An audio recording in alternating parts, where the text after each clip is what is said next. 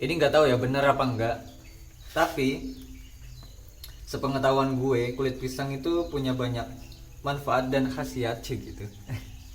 Tapi beneran ini bisa menyuburkan tanah karena ini sebagai bioaktivator buat mikroba-mikroba yang ada di tanah tersebut. Entah itu di pot ataupun kalau misalnya lo nanam di tanah langsung ya itu bisa juga. Dan ini bakal membuat memperbanyak mikroba tersebut gitu loh. Ya gitulah intinya.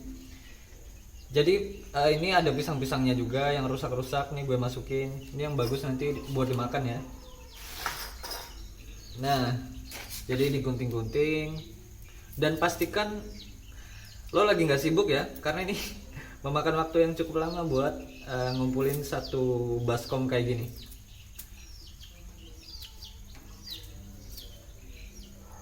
Nanti langsung ditaburin aja ke tanahnya. Sebenarnya yang paling bagus ini difermentasi dulu, karena kalau difermentasi itu ada bakteri starternya. Jadi kalau dimasukin dia nanti tinggal memperbanyak dirinya tuh di tanah tersebut. Dan ini tangkai pisangnya. Ini sebenarnya bisa sih dipakai, tapi harus dihalusin kayak gini juga. Dan gue males ya buat nyacah-nyacah yang ini. Udahlah, ini nanti gue buang aja, nggak gue pakai. Yang kayak gini-gini aja nih yang dipakai nih, yang bikin nggak ngoyo. Pokoknya semangat boleh, tapi kalau ngoyo jangan ya. Jadi kalau misalnya nggak ada alatnya ya udahlah. Mending beli pupuk yang langsung jadi aja. Tapi kalau misalnya kalian punya banyak waktu dan kalian pengen mencoba hal yang baru, ini kayaknya paling cocok buat pupuk tanaman kalian.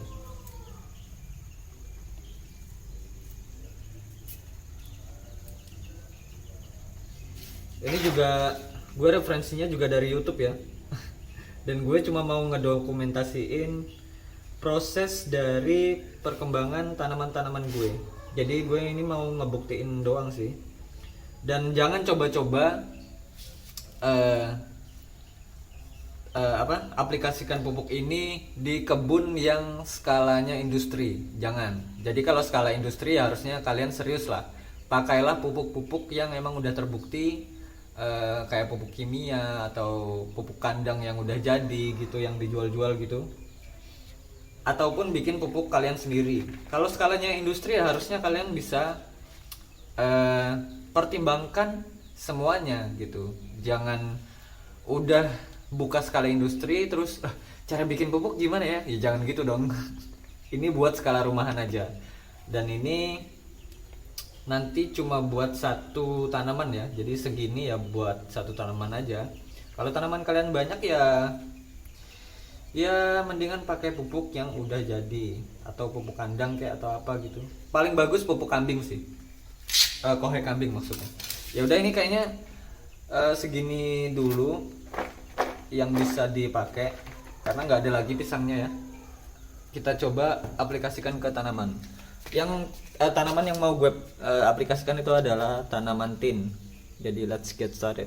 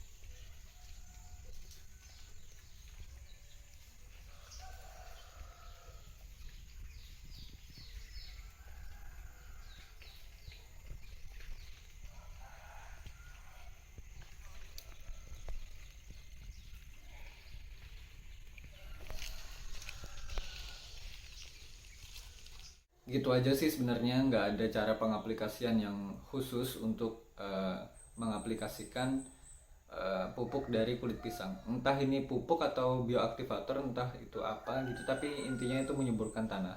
Dan kalau tanah udah subur pasti mikrobanya banyak gitu.